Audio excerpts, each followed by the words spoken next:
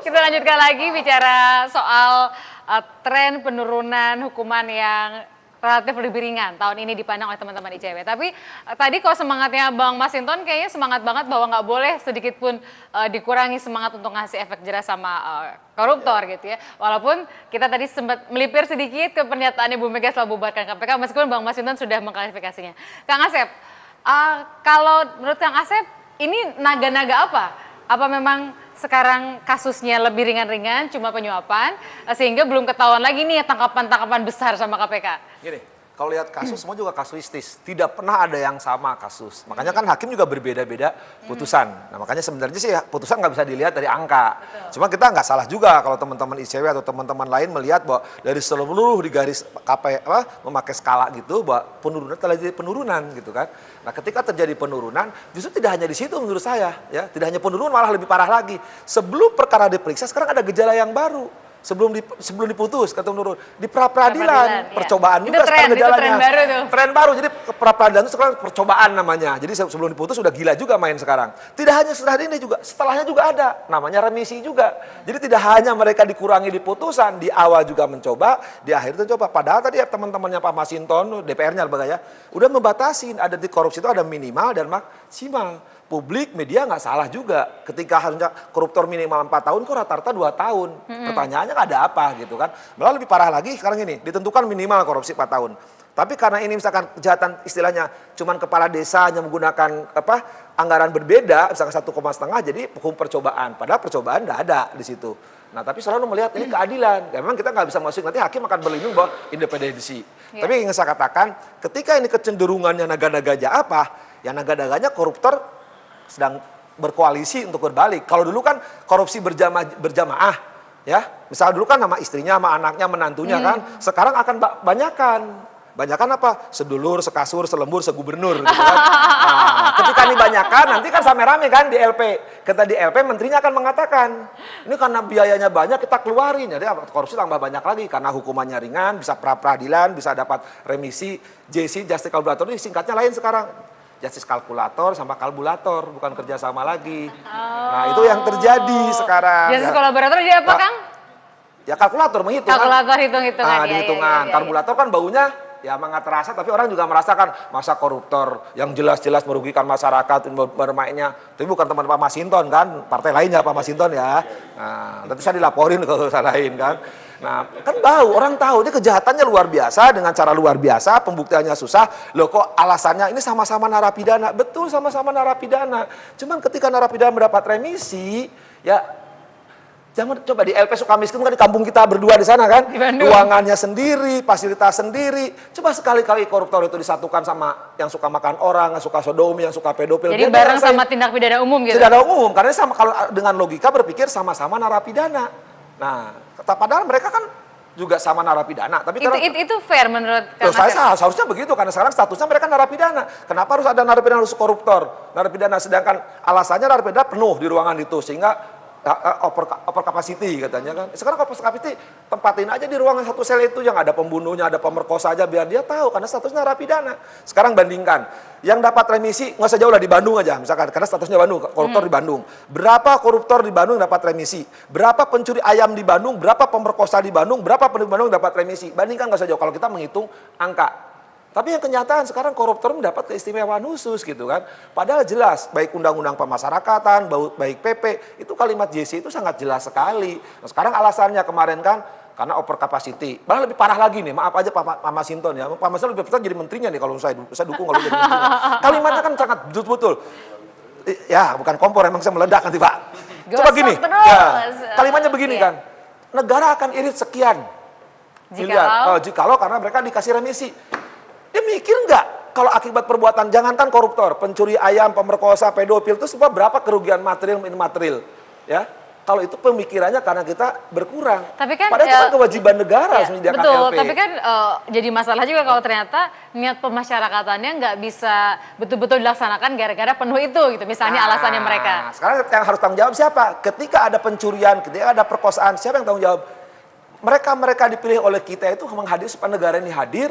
Kan pembukaan mengatakan, bukan dosa telinga, masyarakat supaya sejahtera, masyarakat itu pintar, maka ada kartu sehat, kartu pintar. Kalau sekarang masyarakat mencuri tidak sejahtera, yang salah siapa? Ya pemerintah. Wih, Kenapa? Kenapa banyak rampok di situ? Ya tidak hanya pemerintah sekarang, sebelumnya juga tanggung jawab. Coba kalau sejahtera, kan LP juga kosong. Tapi jangan dibalik, sekarang LP sudah penuh kita keluarkan, mengurangi biaya. Loh ini gimana? Tanggung jawab pemerintah soal LP banyak benahin di awalnya. Tapi jangan dengan diobral remisi. Mas Tama, ini Kang Asep memotretnya sekarang jadinya apa ya, urusan hukuman ini nggak cuma berhenti di urusan vonis oleh hakim loh, di awal sama di belakangnya gitu soal remisi tadi. Ada penelitian khusus nggak soal remisi ini terutama? Sebetulnya belum ada penelitian secara spesifik ya, yang kita lihat tadi masih levelnya misalnya soal kepatuhan ketika dia menjadi justice kolaborator itu kan ada syaratnya. Misalnya pertama dia ada keterangan tertulis ya, tentu dari penegak hukum ya, kemudian terus dimintakan oleh dirjen. Begitu juga misalnya ketika dia mendapatkan remisi, kalau petikan dari peraturan pemerintah itu mengatakan dia juga harus mendapatkan rekomendasi. Nah kan pertanyaannya, ada berapa banyak sih misalnya terpidana korupsi yang nggak dapat rekomendasi tapi tetap mendapatkan remisi? Ini kan juga belum terjawab. Misalnya kemarin yang baru-baru ini soal teman-teman remisi ada sekitar, ini kalau pernyataannya dari pihak Kementerian Hukum dan HAM, itu ada sekitar 1.938 orang yang mendapatkan remisi. Nah tentu ini kan juga harus kita lihat secara cermat. Yang mana-mana di dalamnya sih? ada Gayus dan Nazarudin. Nah ini kan jadi pertanyaan, Gayus mendapatkan nggak Bu misalnya? Dapat Dia rekomendasi nggak misalnya? Wah Gayus, sorry Oh iya, kejaksaan ya. Oh iya, Nazarudin. Neneng Misalnya, dan lain sebagainya. Ini yang menurut saya juga satu sisi lainnya masyarakat juga belum bisa mengakses itu ya, informasi seperti itu ya, misalnya siapa-siapa sih yang memenuhi syarat, mana-mana yang sih yang tidak. Jadi kita kadang-kadang terpaksa untuk satu-satu kita hitung misalnya, siapa sih, oh ini dapat remisi kita catat.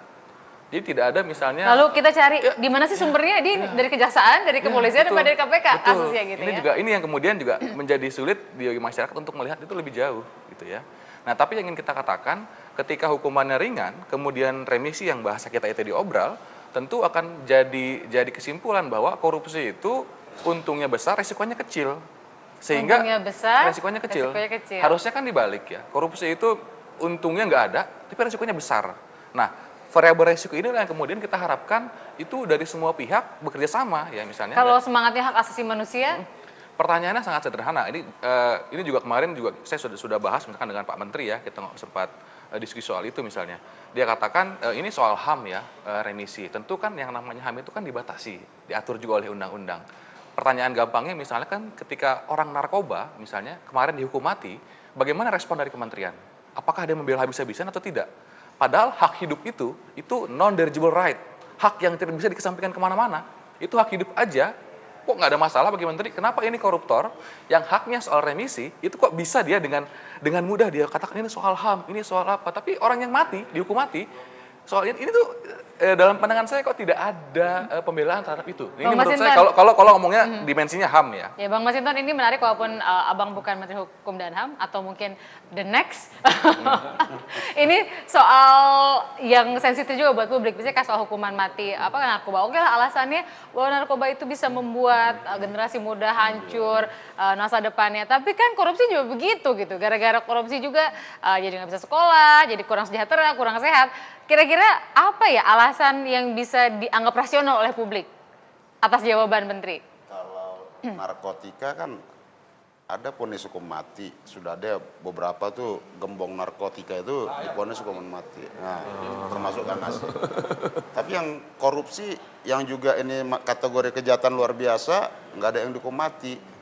Ini kan juga pertanyaan. Tapi juga. remisi setuju nggak Bang Masinton? Remisi buat koruptor? Nah, yang untuk remisi ini kan kemarin kita juga mengalami berkaitan dengan PP 99 tahun 2012 itu. Banyak itu yang dikeluhkan.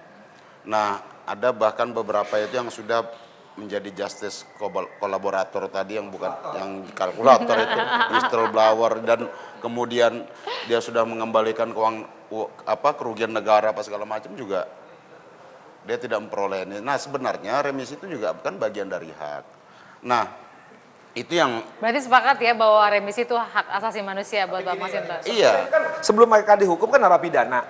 Hukum acara itu telah mempertimbangkan hak asasi manusia. Makanya dari mulai tersangka, terdakwa, sampai itu udah dipertimbangkan HAM-nya. Jadi kalau sekarang di LP berbicara HAM, saya pikir saya nggak tahu itu kok kenapa cara dia proses sudah dilalui gitu.